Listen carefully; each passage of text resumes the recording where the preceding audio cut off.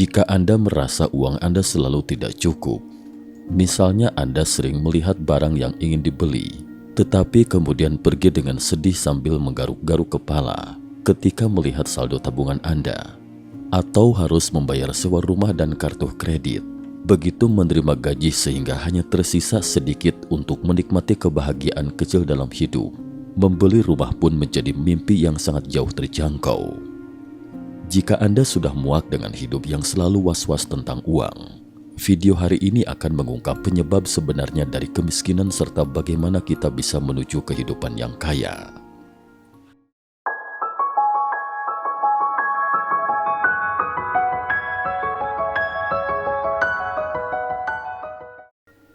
Salam sehat sejahtera pemirsa setia mata ketiga. Berikut cerita hari ini. Penyebab sebenarnya dari kemiskinan adalah pilihan kita sendiri. Sulit dipercaya, bukan? Jika untuk sementara Anda belum percaya dengan jawaban ini, tonton video ini sampai selesai. Anda akan mengerti. Di sini, kami juga ingin memberi Anda kabar baik. Kebanyakan orang kaya pernah mengalami kemiskinan, tetapi yang membedakan adalah orang kaya yang awalnya tidak terlalu kaya itu lebih tahu cara menjaga dan mengembangkan kekayaan mereka. Artinya, kemiskinan yang kita alami sekarang hanya merupakan salah satu tahapan menuju jalan menjadi kaya. Kemiskinan yang sedang kita alami sekarang tidaklah berarti. Yang penting adalah bagaimana kita bisa memastikan dengan lancar menuju jalan menjadi kaya. Berhubung durasi videonya cukup panjang, tim kami membagi topik ini menjadi 2 episode. Hari ini kita awali dulu dengan Poor Economics atau esensi kemiskinan, mengupas tuntas untuk menemukan rahasia kuncinya. Poor Economics. Mungkin Anda memiliki 1 atau 2 teman yang kaya dari nol, yang mungkin adalah teman sekolah Anda, kolega tempat Anda bekerja, atau kerabat. Namun pernahkah Anda berpikir, apa perbedaan antara mereka dengan orang-orang yang bersekolah di tempat yang sama, bekerja di perusahaan yang sama, atau memiliki latar belakang keluarga yang serupa? Mengapa hasilnya bisa sangat berbeda? Sebelum kita memahami cara lepas dari kemiskinan dan menuju kekayaan, kita perlu mengerti apa sebenarnya yang menyebabkan kemiskinan.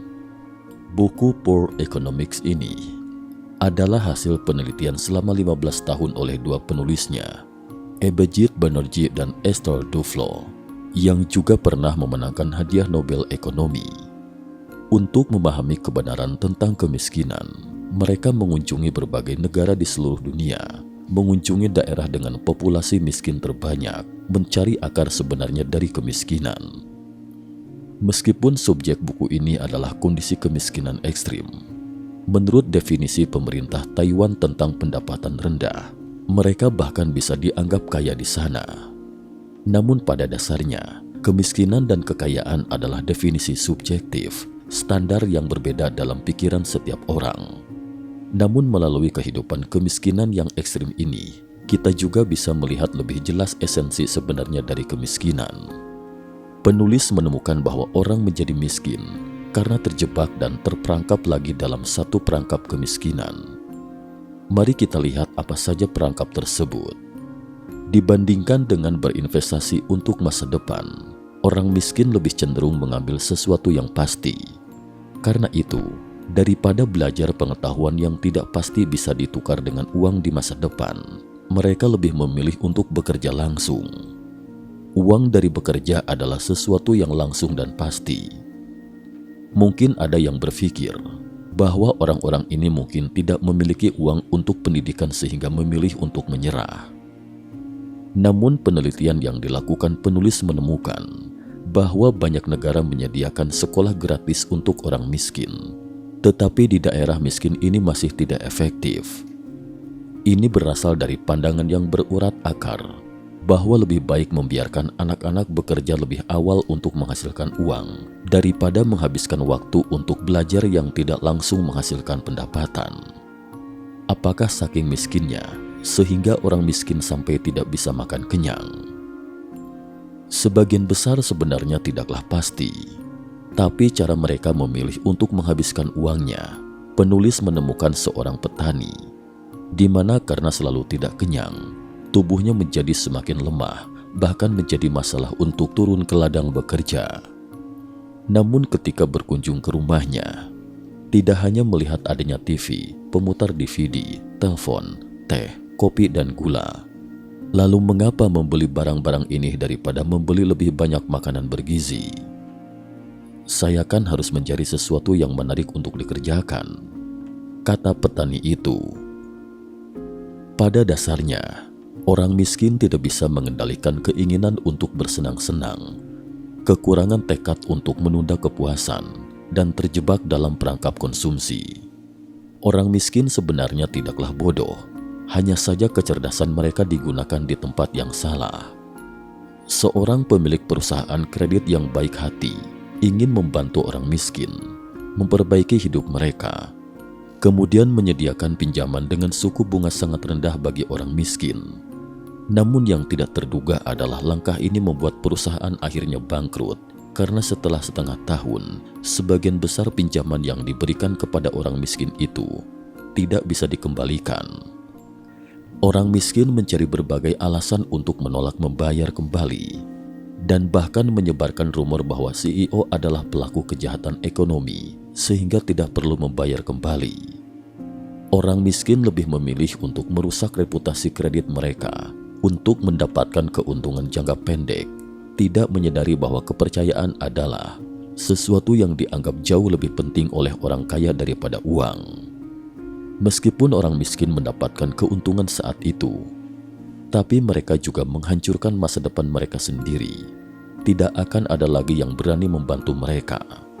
Penulis menemukan di daerah miskin India, tingkat vaksinasi hanya 1%, meski pemerintah menyediakan vaksinasi gratis. Ini juga termasuk obat-obatan gratis, suplemen nutrisi, desinfektan, dan lain-lain yang disediakan pemerintah. Namun orang miskin bahkan malas untuk mengambilnya. Orang miskin tampaknya sangat percaya diri dengan kesehatan mereka sendiri, lebih memilih untuk menghabiskan uang untuk minum dan menikmati kenikmatan sementara daripada meluangkan sedikit waktu dan mengeluarkan sedikit uang untuk merawat tubuh mereka. Dan faktanya, orang yang paling mudah sakit justru orang miskin. Penelitian penulis juga menemukan bahwa ketika menghadapi suatu kejadian, seperti misalnya menghadapi kesulitan, orang miskin lebih cenderung memiliki pemikiran negatif, seperti berkeluh kesah. Tuhan benar-benar tidak adil. Mengapa saya selalu mengalami hal-hal buruk? Hingga akhirnya berkembang menjadi emosi negatif. Psikolog Albert Ellis mengemukakan sebuah teori ABC. A adalah peristiwa, B adalah emosi yang ditimbulkan oleh peristiwa, dan C adalah hasil dari emosi tersebut. Seringkali, bukan A yang langsung menyebabkan C, melainkan emosi B kita yang menentukan arah kehidupan. Dan sekali terperangkap dalam jebakan emosi, itu seperti terjebak dalam jalan buntu, semakin lama semakin sulit untuk keluar. Dan lebih buruk lagi, bisa berkembang menjadi gangguan mental, seperti depresi dan kecemasan. Seorang pengusaha sukses, suatu ketika melihat 3 wanita India menyaring pasir di jalan raya. Dia mengetahui bahwa pasir yang diangkut dari pantai ini setelah dikeringkan bisa dijual kembali kepada orang kaya. Pasir halus ini bisa digunakan untuk membersihkan peralatan makanan mewah. Pengusaha itu sangat senang mendengar bisnis tanpa modal ini dan segera menawarkan untuk membantu mereka membangun pabrik untuk mendapatkan lebih banyak uang bersama. Namun wanita-wanita itu menolaknya.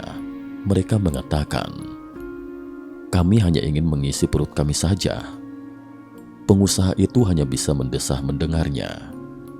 Sangat sulit bagi orang miskin untuk membalikkan keadaan hidup miskin, katanya dalam hati. Salah satu sebab utamanya adalah keterbatasan dalam pemahaman. Mungkin sampai di sini Anda akan merasakan. Tidak heran orang sering mengatakan bahwa kelas kekayaan adalah jurang yang sulit untuk dilewati. Untuk melintasi dan keluar dari kemiskinan, untuk melepaskan diri dari satu perangkap demi satu, terasa sangat sulit bagi orang miskin dengan keterbatasan pemahaman ini. Meskipun perangkap-perangkap ini tampaknya tidak terkait dan berdiri sendiri, tetapi sebenarnya ada korelasi yang jelas di antara mereka, yaitu semua berasal dari pola pikir. Mari kita analisis bersama. Perangkap pendidikan, memilih bekerja daripada belajar. Ini adalah pemahaman pemikiran antara bekerja dan belajar. Perangkap konsumsi, memilih konsumsi impulsif yang memuaskan seketika daripada konsumsi untuk kebutuhan hidup. Ini juga berasal dari kesenjangan pemikiran antara menikmati dan bertahan hidup. Perangkap kecerdasan, memilih secara licik yang hanya memikirkan keuntungan sendiri dan sekarang tanpa mempertimbangkan orang lain dan nilai jangka panjang. Ini jelas juga merupakan pola pikir. Perangkap kesehatan, mengandalkan kesehatan sekarang dan tidak mau berinvestasi untuk kesehatan masa depan. Ini juga merupakan pola pikir yang sempit. Perangkap emosi, emosi negatif mungkin berasal dari lingkungan pertumbuhan atau kepribadian atau kebiasaan, tetapi juga pola pikir yang terbentuk dari lingkungan dan kebiasaan tersebut. Akhirnya, perangkap kognitif, pemahaman yang salah tentang efisiensi menghasilkan uang dan peluang, berasal dari kurangnya pendidikan yang baik atau lingkungan belajar dan membentuk pola pikir tersebut. Ada sebuah ungkapan yang sangat tepat, bahwa yang menjebak kita bukanlah orang lain, melainkan diri kita yang buta dan keras kepala. Akar dari semua perangkap kemiskinan ini adalah pemikiran kemiskinan yang buta dan keras kepala. Di setiap perangkap, pemikiran kemiskinan ini termasuk beberapa pemikiran inti yang terus muncul secara berulang. 1. Pemikiran jangka pendek yang nyaris terlihat di setiap perangkap, hanya bisa melihat keuntungan sekarang, tidak bisa melihat nilai di masa depan. Perbedaan pemikiran ini mempengaruhi pilihan orang miskin dan kaya dalam membuat keputusan, dan seiring berkembangnya kehidupan, keputusan-keputusan ini terus menumpuk dan akhirnya menentukan hasil kekayaan, termasuk pemahaman dan penggunaan atas biaya dan waktu. 2. Pemikiran nilai uang. Orang miskin dan kaya memiliki pandangan yang sangat berlawanan terhadap uang. Orang miskin memiliki sikap lebih banyak menggunakannya untuk kesenangan. Sebagai alat bermain, hampir semua digunakan untuk konsumsi, menghasilkan sedikit, menghabiskan sedikit, menghasilkan banyak juga menghabiskan banyak, tanpa perencanaan yang jelas. 3. Dikendalikan oleh emosi. Keputusan orang miskin tampaknya lebih banyak bergantung pada emosi saat itu daripada berdasarkan tujuan yang diinginkan. Membiarkan emosi negatif menggerakkan tindakan mereka. Dan pemikiran kemiskinan ini juga akan saling mempengaruhi, satu mengikat yang lain. Misalnya karena tidak mau berinvestasi dalam belajar, kurangnya pengenalan terhadap dunia, pandangan hanya tertuju pada lingkungan kecil mereka sendiri, membentuk kebiasaan membuat pilihan jangka pendek, dan kebiasaan ini juga membawa ke pemahaman uang, hanya bisa melihat penggunaan uang saat ini, tidak melihat nilai jangka panjang. Dan kebiasaan yang menumpuk ini membuat seseorang yang hanya berjalan di tempat, seiring waktu, membiarkan kejadian menghasilkan emosi negatif yang menguasai tindakan mereka. Mengapa saya bekerja begitu keras setiap hari, tetapi gaji tetap begitu sedikit? Mengapa Tuhan memperlakukan saya seperti ini? Pemikiran kemiskinan seperti labirin yang tidak pernah berakhir, menjebak orang dalam perangkap kemiskinan dan sangat sulit untuk terbebas dari perangkap. Sampai di sini, kami pikir kami bisa merangkum jawaban yang kami berikan di awal. Kita berpikir bahwa orang miskin tidak memiliki pilihan karena mereka tidak memiliki uang. Tetapi menurut penelitian 15 tahun ini, orang miskin baik secara aktif maupun pasif, miskin karena memilih untuk percaya pada pemikiran kemiskinan, yang berarti pemikiran kemiskinan adalah esensi sebenarnya dari kemiskinan. Kami harap konten hari ini cukup jelas, agar teman-teman bisa mengerti akan esensi kemiskinan dari buku Poor Economics ini. Dan perhatikan juga, dari awal hingga sekarang, kata-kata yang kami gunakan adalah orang miskin memilih untuk percaya pada pemikiran kemiskinan. Menurut Caitlin Low, atau hukum Kydlin, menemukan masalah seringkali lebih penting daripada memecahkan masalah. Menuliskan masalah dengan jelas sebenarnya sudah menyelesaikan setengahnya. Jadi jika itu adalah pilihan, apakah kita juga bisa memilih untuk percaya pada pemikiran orang kaya dan menjadi orang kaya yang sebenarnya? Thomas J. Stanley, seorang ahli di bidang penelitian kekayaan dunia, telah memberikan jawaban afirmatif dalam penelitian dan wawancara selama bertahun-tahun dengan ribuan orang kaya. Karena terbatasnya waktu, kita akan melanjutkan analisis tentang cara memilih pemikiran orang kaya di episode berikutnya. Sekian dan terima kasih atas perhatiannya.